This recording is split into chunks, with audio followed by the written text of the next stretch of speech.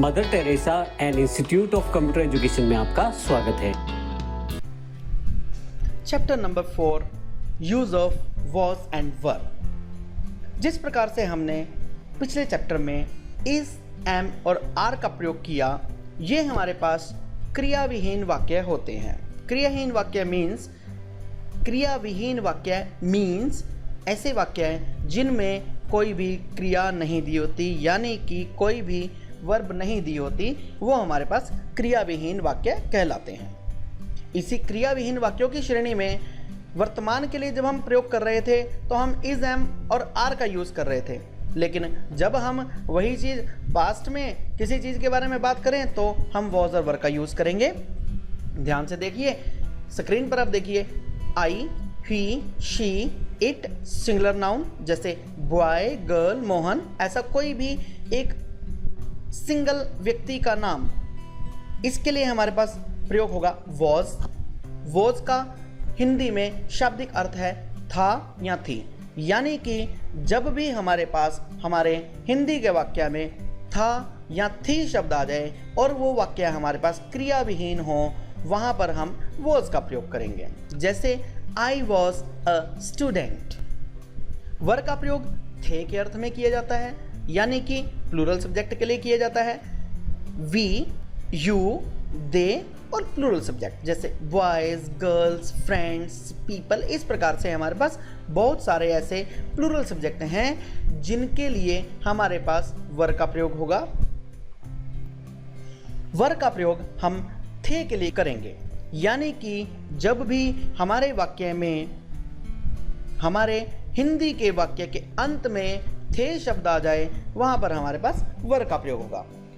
दूसरे शब्दों में हम इस प्रकार से भी समझ सकते हैं, किसी भी प्रकार की प्राचीन सूचना उपलब्ध कराने के लिए, किसी भी प्रकार के पुराने समय की जानकारी देने के लिए हमारे पास वर का प्रयोग होगा। कैसे? जैसा कि आप स्क्रीन पर देख रहे हैं कि एक डॉक्टर साहब हैं और एक छोटा बच्चा है। यही डॉक्टर साहब एक छोटे बच्चे के रूप में 2012 का एग्जाम्पल दिया गया कि डॉक्टर साहब 2012 में एक स्कूल गोइंग बॉय थे और अब 2016 में डॉक्टर साहब डॉक्टर बन चुके हैं। कैसे? डॉक्टर साहब बोलते हैं आई एम डॉक्टर, मैं एक डॉक्टर हूँ। ये वर्तमान की बात कर रहे हैं कि अभी मैं वर्तमान में एक डॉक्टर हूँ। वाक्य को ध्यान में देखेंगे, ध्यान से देखेंगे, उपरोक्त वाक्य में कहीं पर कोई भी वर्ब नहीं है, यानी कि क्रिया नहीं है। इससे ये तो तय है कि हम अभी जिस चैप्टर की बात कर रहे हैं, या अभी हमने पिछले चैप्टर की जिसकी बात की इज, एम, आर, ये क्रियाविहीन वाक्य हुआ करते हैं। ऐसे वाक्य जिनमें किसी भी प्रकार की कोई भी क्रिया नहीं दी होती, उनके लिए हम is, am, are, was, were, has, had का प्रयोग करते हैं। डॉक्टर साहब बोलते हैं कि आई एम डॉक्टर, यानी कि वर्तमान में ये डॉक्टर हैं, लेकिन डॉक्टर साहब ये कहते हैं कि आई वॉज स्टूडेंट इन 2012। पहले वाक्य में डॉक्टर साहब ने वर्तमान की बात की कि मैं अभी डॉक्टर हूं, मैं वर्तमान में एक डॉक्टर हूं। इसी के साथ डॉक्टर साहब कहते हैं कि 2012 में मैं एक स्टूडेंट था। डॉक्टर साहब अगला वाक्य बोलते हैं आई एम 22 ईयर्स ओल्ड, मैं 22 साल का हूं। ये वर्तमान की पोजीशन को डिफाइन कर रहे हैं। डॉक्टर साहब ये भी बोलते हैं I was 18 years old in 2012, मैं 2012 में 18 साल का था। अब ये स्कूल गोइंग बॉय डिस्क्राइब करता है दे आर माई फ्रेंड्स, वे मेरे मित्र हैं। अब वो पास्ट की बात करते हैं, दे वर स्टूडेंट्स इन 2012, वे सभी 2012 में विद्यार्थी थे। दे वर माई क्लासमेट्स इन 2012, 2012 में वे मेरे सहपाठी थे, मेरी कक्षा में मेरे साथ पढ़ते थे। Now they are employees in India, अब वे भारत में एम्प्लॉइज हैं। एम्प्लॉइज मीन्स कि भारत में कार्यरत हैं, यानी कि भारत में कर्मचारी हैं। अब वॉज का प्रयोग देखेंगे हम साधारण वाक्य में, यानी कि पॉजिटिव में और निगेटिव में। पॉजिटिव और निगेटिव का कंपैरिजन करते हैं।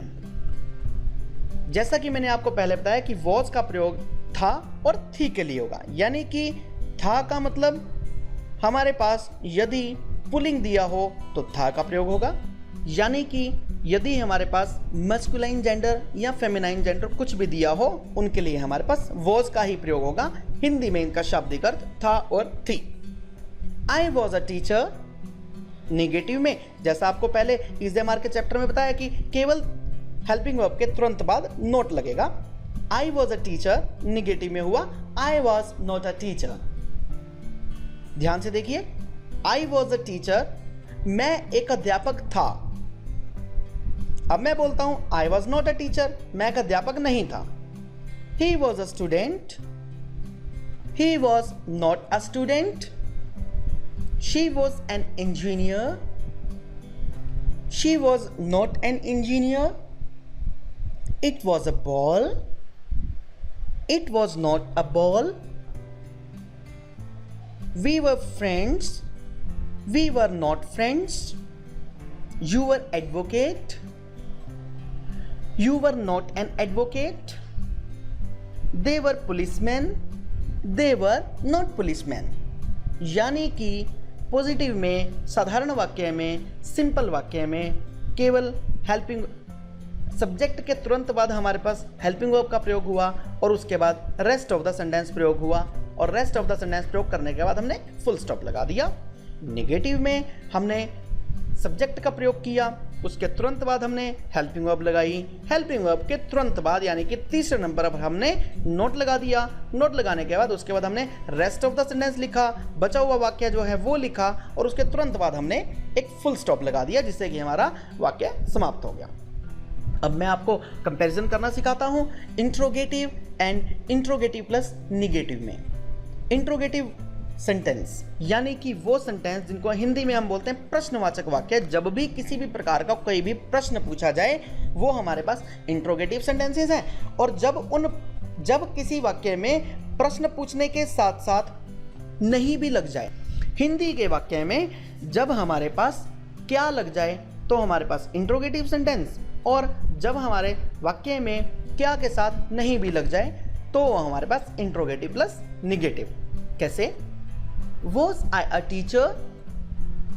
जैसा कि आप पहले वाक्य में देखते हैं, शुरू में हेल्पिंग वर्ब आ गई।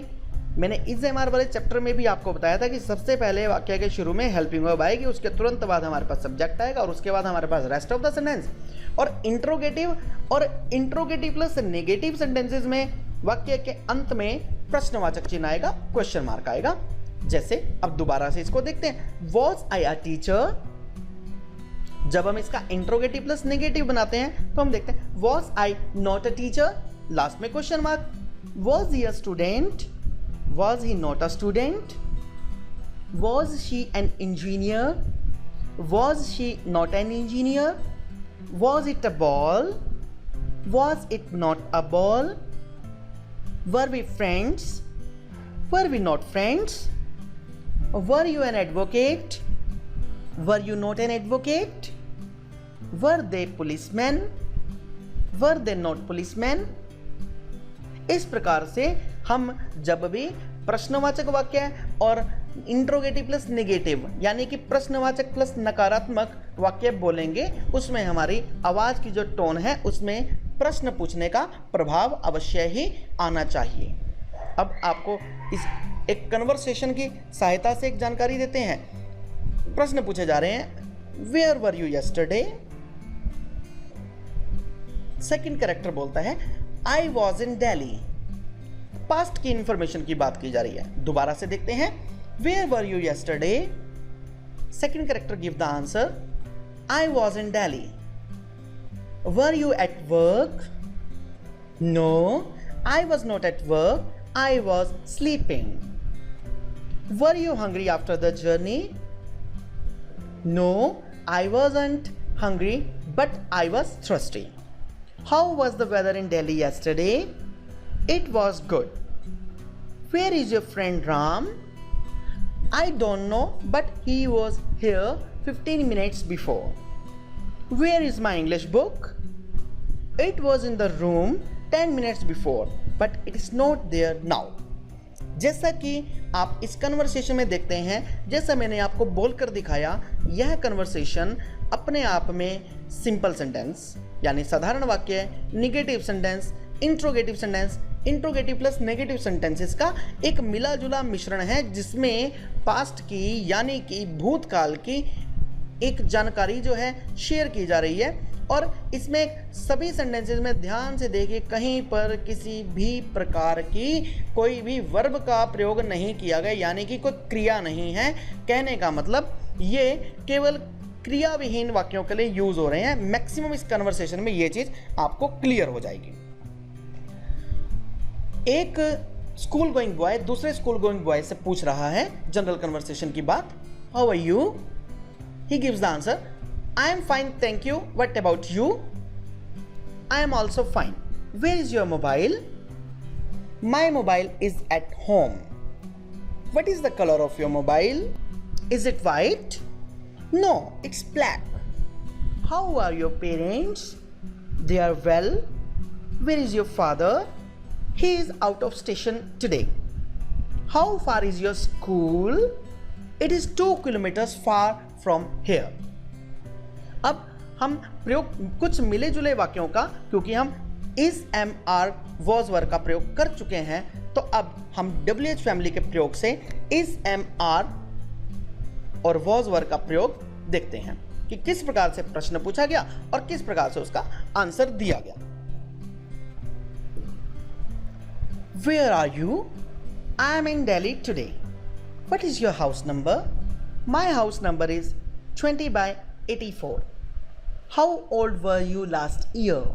पिछले साल तुम कितने साल के थे? I was 14, but now I am 15. Who was your best friend in school? School में आपका सबसे पक्का मित्र कौन था? Sumit was my best friend in school days, but now Ram is my best friend.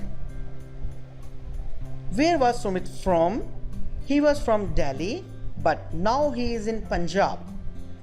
Why were you late in class yesterday? My cycle was punctured. That is why I was late in class. Is your mother a teacher? No, she is a housewife.